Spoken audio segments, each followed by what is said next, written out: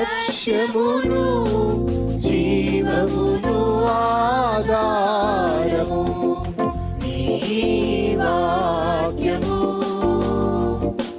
నా త్రోవకు.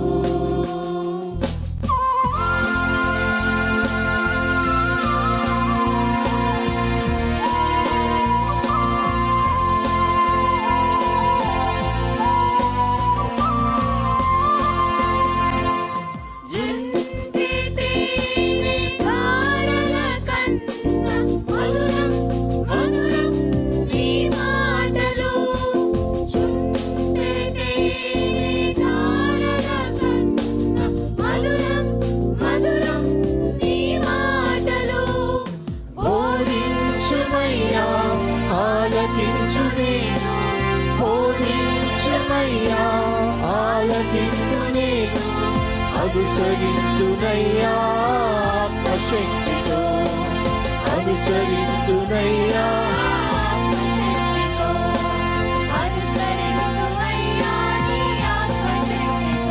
ప్రియమైన సహోదరి సహోదరులకు ప్రభు నామమున శుభములు. దేవుని దయాసంకల్పం చొప్పున ఏర్పాటు చేయబడిన ప్రభుతో ప్రారంభం అనుదిన ధ్యాన కార్యక్రమం క్రీస్తునందల ప్రేమతో మిమ్మల్ని ఆహ్వానించుచున్నాను.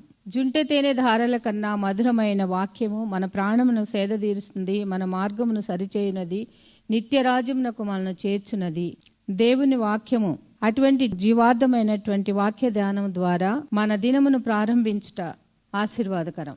ప్రభుతో ప్రారంభం, తద్వారా ప్రతిక్షణము ఆయన మనతో మన వెంట కాపరిగా పోషకుడిగా ఉండాలని కోరుకుంటూ ప్రార్థనతో ప్రారంభిద్దాం. ఆయన ఆశీస్సులు ఆశీర్వాదములు సదా మనకు తోడైండునుగాక.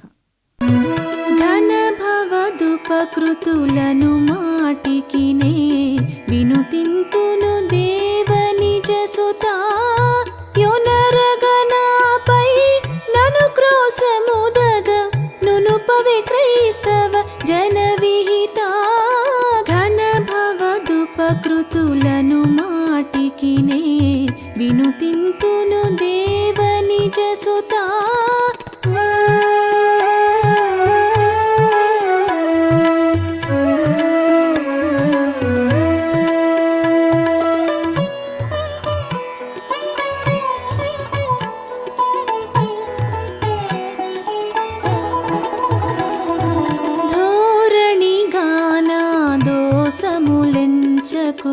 సారెకు నాశ్రిత జనవరదా పారము దప్పిన పాతకునగునే నారడి వడని కది బిరుదా. ఘన భవదుపకృతులను మాటికినే వినుతింతును దేవని జసుతా.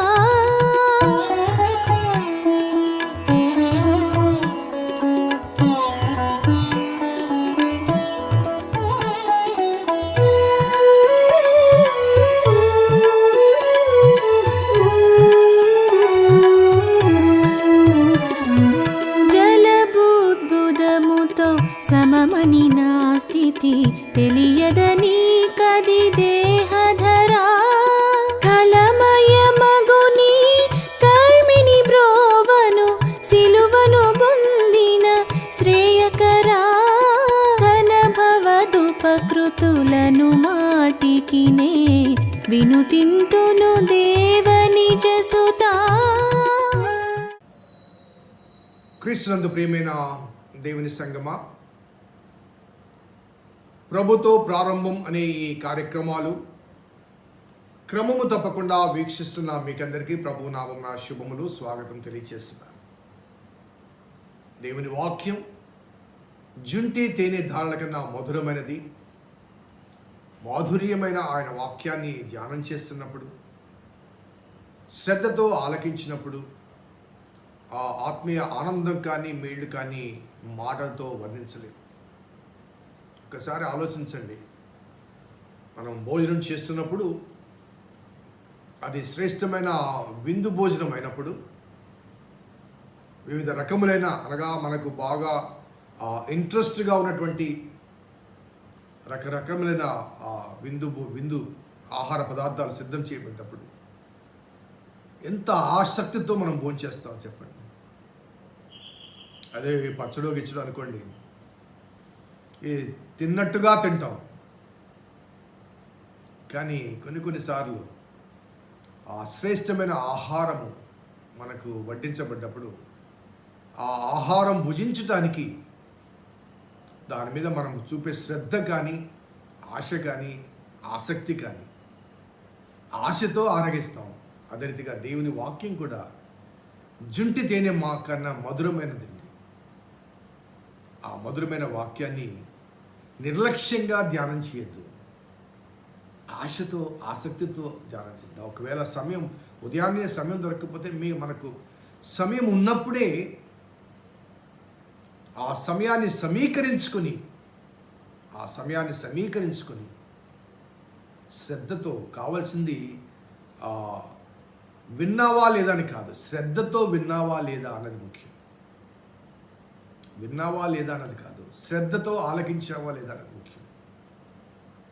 దయచేసి వినువారు ఆసక్తితో ఆలకించి మాధుర్యమైన దేవుని వాక్యం ద్వారా కలిగే ఆ ఆధ్యాత్మిక శక్తిని, బలాన్ని, ఆ శ్రేష్టమైన ఆహారాన్ని ఆయన వడ్డిస్తుండగా ఆ ఆహారం ద్వారా కలిగే శక్తిని పొందడానికి ఆశతో, ఆసక్తితో భోంచేద్దాం. ఆశగల ప్రాణాన్ని దేవుడు తృప్తిపరుస్తాడు. ప్రార్థన చేద్దాం. కృపగల దేవా, దయల తండ్రి, మీ పాదములకు స్తోత్రము చెల్లిస్తున్నాం నాయన. నీ ఉచితమైన దయా సంకల్పాన్ని బట్టి మమ్మల్ని ప్రేమించి మీరు మాకు అనుగ్రహిస్తున్న అనుదిన ఆధ్యాత్మిక మన్నాను బట్టి స్తుతులు చెల్లిస్తున్నా. నీ వాక్యాన్ని ధ్యానం చేస్తుండగా ప్రభువా, ఈ మధురమైన వాక్యము మా ఆత్మకు శక్తిని, బలాన్ని అనుగ్రహించినట్లుగా మీ కృప దయచేయమని, ఆత్మల కాపరి నీ కృపాహస్తాలకు మా మనసులను, మా హృదయాలను సమర్పించుకుంటూ నీ వైపు తేరి చూస్తూ మా రక్షకుడు, మా విమోచకుడు, సజీవుడైన యేసు నామమున అడిగి వేడుకొంచున్నాం తండ్రి. ఆమేన్. 17వ కీర్తన 14వ వచనం ఒకసారి చదువుకుందాం. లోకుల చేతిలో నుండి ఈ జీవిత కాలంలోనే తమ పాలు పొందిన ఈ లోకుల చేతిలో నుండి నీ హస్తబలము చేత నన్ను రక్షింపుము. From the hands of the worldly people, లోక సంబంధమైన ఆ వ్యక్తుల చేతిలో నుంచి, అదే రీతిగా ఈ జీవిత కాలంలోనే తమ పాలు పొందిన ఈ లోకుల చేతిలో నుంచి నీ హస్తబలము చేత నన్ను రక్షించు. నేను ప్రారంభంలో చెప్పాను కదండి, జుంటి తేనె దారుల కన్నా మధురమైన దేవుని వాక్యం మన శరీరాలకు మాత్రమే కాదు, మన హృదయాలకు కూడా శక్తినిస్తుంది, మన ఆత్మకు శక్తినిస్తుంది. శరీరాలకు ఇవ్వదని చెప్పను నేను, ఎందుకంటే మనం భుజించే ఆహారము శరీరానికి శక్తి ఇస్తుంది. అట్ ద సేమ్ టైం దేవుని వాక్యం ఏం చేస్తుందంటే మన ఎముకలకు కుళ్ళు పట్టకుండా చేస్తుంది. ఇంకొక మాటలో చెప్పాలంటే, మనము భుజించే భౌతిక సంబంధమైన ఆహారము, అది ఏ ఆహారము, వెజిటేరియన్ కావచ్చు, నాన్ వెజిటేరియన్ కావచ్చు, ఏ ఆహారం అయినప్పటికీ కూడా, జంక్ ఫుడ్ కావచ్చు, లేకపోతే ఫాస్ట్ ఫుడ్ కావచ్చు, ఏదైనా కూడా ఆ భుజించే ఆహారము శరీరానికి శక్తినిస్తుందేమో కానీ ఆరోగ్యాన్ని ఇవ్వదు. శరీరానికి ఇన్స్టాంట్ శక్తినిస్తుంది కానీ ఆరోగ్యాన్ని ఇవ్వదు. ఆశ్చర్యంగా ఉందా? లేకపోతే ఆలోచింపచేస్తుందా? నిజమేనండి. మనం భుజించే ఆహారం ద్వారా మన శరీరానికి శక్తి కలుగుతుంది. అనగా నేను ఈ పొల్యూటెడ్, లేకపోతే మందుల చేత, లేకపోతే వాటి ద్వారా వీటి ద్వారా పండించిన ఆహారము కలుషితమైన ఆహారం, కలుషితమైన నూనె, కాబట్టి ఆరోగ్యం కోల్పోతాము అనే ఆ భావనలో, ఆ కోణంతో నేను చెప్పడం లేదు. సో ఎటువంటి ఆహారం తింటున్నాము అనే ఆ భావంతో నేను చెప్పడం లేదు. ఎటువంటి ఆహారం అయినప్పటికీ కూడా ఇన్స్టెంట్గా ఆ సమయానికి శక్తిని ఇస్తుంది, ఆ సమయానికి ఆనందాన్ని ఇస్తుంది. ఆ ఆహారాన్ని భుజిస్తూ మనం ఆనందపడతాం, మా చక్కని భోజనం అండి అని. శక్తినిస్తుందేమో కానీ ఆరోగ్యాన్ని ఇవ్వదు. ఆరోగ్యం కావాలి అంటే అంతరంగంలో ఆనందం ఉండాలి. ఒక వ్యక్తి ఆరోగ్యంగా ఉండాలంటే అంతరంగంలో ఆనందం ఉండాలి. దిగులు, చింత, ఈర్ష్య, ద్వేషాలు, కుళ్ళు, కుతంత్రాలు ఎదుటి వ్యక్తికి హాని చేయవు, నీకే హాని చేస్తాయి. నేను గతంలో 2 సార్లు చెప్పాను. ఎదుటి వ్యక్తిని మనము మీద ద్వేషంతో ఎక్కువ వెక్కిరించామనుకోండి, ఎదుటి వ్యక్తిని అతన్ని వెక్కిరించాం. ఆ వెక్కిరించే సందర్భంలో అద్దం ముందు నిలబడి ఎలా వెక్కిరించావు ఒకసారి వెక్కిరించి చూడు. ఆ వెక్కిరింపు నీ ముఖ కవలికలోనే వికృత రూపాన్ని ఇస్తుంది. ఆ వెక్కిరింపు నీ ముఖ కవలికలో ఒక వికృత రూపాన్ని ఇస్తుంది. ఆ ఎదుటి వ్యక్తికి, అనగా నీవు వెక్కిరించిన వ్యక్తికి నీ వెక్కిరింపు హాని చేయదు. అలాగే ఎదుటి వ్యక్తి నుంచి మీద నువ్వు కుళ్ళుకున్నావు అనుకోండి, నీ కుళ్ళుబోతుతనము ఎదుటి వ్యక్తికి ఏం చేయదు. నీ ఎముకలను కుళ్ళింప చేస్తుంది. ఈర్ష్య, ద్వేషం, అసూయలు, ఆవేశాలు ఎదుటి వ్యక్తి పట్ల నువ్వు వ్యక్తపరిస్తే అవి నీ గుండె మీద, నీ కిడ్నీ మీద ప్రభావం చూపిస్తాయి. కాబట్టి మనము భుజించే ఆహారము శక్తినిస్తుంది కానీ ఆరోగ్యం ఇవ్వదు. ఆరోగ్యం ఇవ్వాలంటే ఆనందం కావాలి. ఆ ఆనందం అంతరంగంలో ఉండాలి. అనగా ఎదుటి వాడి పట్ల సహృదయము కలిగి ఉండాలి. దేవుడు చూపిన మాదిరికరమైన జీవిత సాదృశ్యం మనము కలిగి ఉండాలి. ఆ ఆనందం కలిగి ఉండాలి. What ever problems we may be facing. మొన్న కూడా చెప్పాను ఫిలిప్పీ పత్రికలో, ఆనందించుడి, ఎల్లప్పుడూ ఆనందించుడి అంటాడు. Rejoice in the lord always. I say again rejoice. నీ చింత ఏమున్నా కానీ నీకు ఆ చింత చేత చింతించొద్దు. ఆ చింతను నిశ్చింతగా మార్చగల దేవునికి అప్పగించు. నీ చింత చేత చింతించవద్దు. ఆ చింతను నిశ్చింతగా మార్చే దేవుని చేతికి అప్పగించు. నీ ప్రాబ్లం ఏమైనప్పటికీ కూడా మరి ప్రార్థన చేత, విజ్ఞాపన చేత, కృతజ్ఞతాపూర్వకముగా, before even getting an answer you need to thank God, because he is going to answer, he is going to solve your problem. ఈ సమస్యను పరిష్కరించే దేవుని దగ్గర కృతజ్ఞతాపూర్వకముగా నీ విజ్ఞాపన తెలిచేటప్పుడు సమస్త జ్ఞానమునకు మించిన దేవుని సమాధానము మీ హృదయాలకు, మీ తలంపులకు కావలి ఉంటుంది. సమస్త జ్ఞానమునకు మించిన దేవుని సమాధానం, ద పీస్, సమాధానం. ఆ సమాధానము సంతోషాన్ని కలిగిస్తుంది. ఆ సంతోషం ఆనందాన్ని కలిగిస్తుంది. ఆ ఆనందం ఆరోగ్యాన్ని కలిగిస్తుంది. కాబట్టి భక్తుడు ఇక్కడ మాట్లాడే మాట ఏంటంటే, లోకుల చేతిలో నుంచి, అనగా ఈ జీవిత కాలంలోనే తమ పాలు పొందిన ఈ లోకుల చేతిలో నుంచి, ఈ జీవిత కాలంలోనే తమ పాలు పొందిన వారంటే ఈ లోకములో లోక సంబంధమైన అనుభవాల ద్వారా, లోక సంబంధమైన ఆశ ఆసక్తుల ద్వారా, దైవ వ్యతిరేక విధి విధానాల ద్వారా వారు సుఖపడుతున్నారు. కానీ వారు పొందే లాభము కానీ లబ్ధి కానీ ఈ లోకానికి మాత్రమే పరిమితమైనవి. తమ కడుపు నింపుకుని వారికి శ్రమ అంటారు చూసారా, ఈ లోకానికి మాత్రమే పరిమితమైన. అందుకే ఈ జీవిత కాలంలోనే తమ పాలు పొందిన ఈ లోకులు, ఈ జీవిత కాలంలోనే తమ పాలు పొందిన ఈ లోకం. So God is there to grant.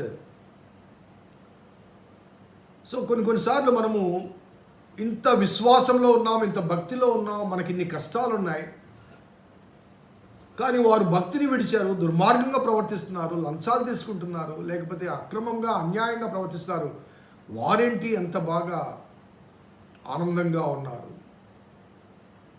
ఆర్థికంగా ఎదిగారు, వాడు 7 అంతస్తుల మేడలో ఉండడం ఏంటి, నేను పూరిపాకలో ఉండడం ఏంటి, అలా ఎదుటివాడిని చూసి మనం బాధపడిన అనుభవాలు కూడా కొన్నిసార్లు ఉంటాయి. కానీ వారు పొందే ఆ సంతోషం కానీ, ఆనందం కానీ, సుఖము కానీ, సౌఖ్యము కానీ ఈ జీవిత కాలానికే పరిమితమైనవి. Nothing comes with them, nothing goes with them, nothing, no one can carry to the other world. ఒకనాటి కాలంలో అన్నీ మనము విడిచిపెట్టాలి. ఎందుకు వారి మీదకి అన్ని అంత సుఖాలు సౌఖ్యాలు వస్తున్నాయి అంత దుర్మార్గంగా ఉన్నప్పుడు అంటే, దేవుడు ఆదాముకు వాగ్దానం చేశాడండి, ఒక ఆశీర్వాదం ఇచ్చాడు, మీరు ఫలించి అభివృద్ధి పొంది భూమి నిండించి దాన్ని స్వాధీనపరచుకోండి అంటాడు.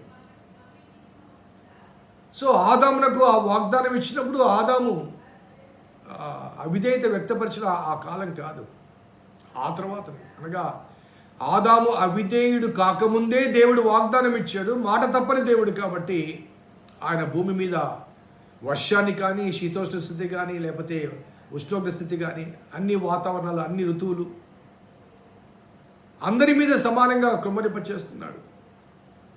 బికాస్ మాట ఇచ్చిన కాలంలో ఆదాము దేవుడితో ఉన్నాడు కాబట్టి ఆదాము మాట తప్పాడు, కానీ దేవుడు మాట తప్పలేదు. దేవుడు మాట తప్పలేదు. కాబట్టి దుష్టులు దుర్మార్గులు కూడా పెట్టరేకిపోతుంటారు. మంచివారు కొన్నిసార్లు ఆ మంచితనాన్ని బట్టి ఇబ్బందుల్లో, కష్టాల్లో, పేదరికంలో ఉండి ఉండవచ్చు. కానీ ఆ దుర్మార్గుడుగా భావించబడ్డ వ్యక్తి, దైవ వ్యతిరేకుడిగా భావించబడే వ్యక్తి సుఖపడుతున్నాడు అన్న భావన, ఆ సుఖం అనేది ఈ లోకానికి మాత్రమే పరిమితమైనది. యేసుప్రభువు ఒక వృత్తాంతం చెప్తాడు. ఒక ధనవంతుడికి, ఒక వ్యవసాయదారునికి విస్తారమైన పంట పండింది, కొట్లు పెద్దవి చేసుకున్నాడు, నింపుకున్నాడు. నా ప్రాణమా సుఖించుము, తినుము త్రాగుము సంతోషించుము అన్నాడు. అనగా ఈ లోకానికి మాత్రమే పరిమితమైంది, కానీ ఆ లోకంలో తాను లేడు.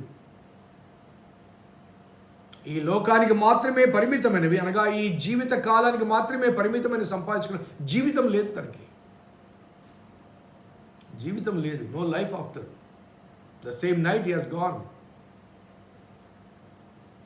సో ఎప్పుడు ఏం జరుగుతుందో తెలియదు. కాబట్టి లోకుల చేతిలో నుండి, అనగా లోక సంబంధమైన వ్యక్తుల చేతిలో నుంచి, ఎట్ ద సేమ్ టైం ఈ జీవిత కాలంలోనే తమ పాలు పొందిన ఈ లోకుల చేతిలో నుంచి నీవు నీ హస్తబలము చేత నన్ను రక్షించు.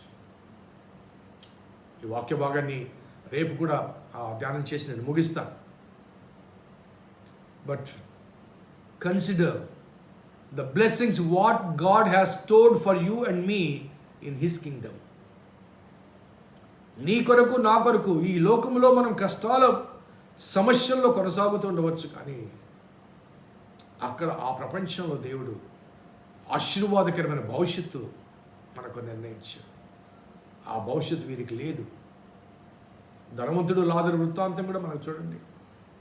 లాజరు ఈ లోకంలో ఎంత కష్టపడ్డాడు, ఎంత శ్రమను అనుభవించాడు, ఎంత పేదరికాన్ని.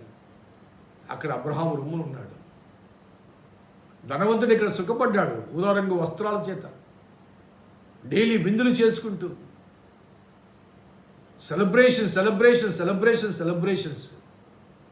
అల్టిమేట్లీ అక్కడికి వెళ్ళేసరికి ఏమైందండి?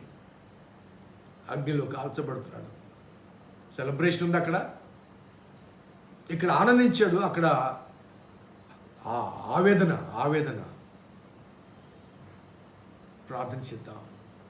దేవుడు మన జీవితాల్లో ఆశీర్వాదాన్ని, ఆనందాన్ని సదా కలిగించాలని కోరుకున్నాం. అటువంటి ఉన్నతమైన పరలోక సమాన దృక్పథాన్ని మనం కలిగి ఉన్నాం. ప్రార్థన చేద్దాం. కృపగల దేవా దయగల తండ్రి, మీ పాదములకు స్తోత్రము చెల్లిస్తున్నాం నాయన. నీ ఉచితమైన దయా సంకల్పాన్ని బట్టి మమ్మల్ని ప్రేమించి మీ వాక్యం చేత సంతృప్తి పరుస్తున్న దేవా మీకు స్తుతులు చెల్లిస్తూ, నీ లేఖనాలు, నీ లేఖన సారాంశాన్ని మా వ్యక్తిగత జీవితాలకు అన్వయించుకుని దానికి అనుగుణంగా సంతృప్తికరమైన జీవితం జీవించడానికి మీ సహాయం దయచేయమని మా రక్షకుడైన యేసు నామమున అడిగి వేడుకొంచున్నాం తండ్రి. ఆమేన్. తండ్రి, కుమార పరిశుద్ధాత్మ త్రియేక దేవుని దీవెన ఈ వాక్య విన్నబిడ్డలకు, వాక్యాభిలాషులకు సదాతో లేదును గాక. ఆమేన్. God bless you. దేవుడు దీవించును గాక.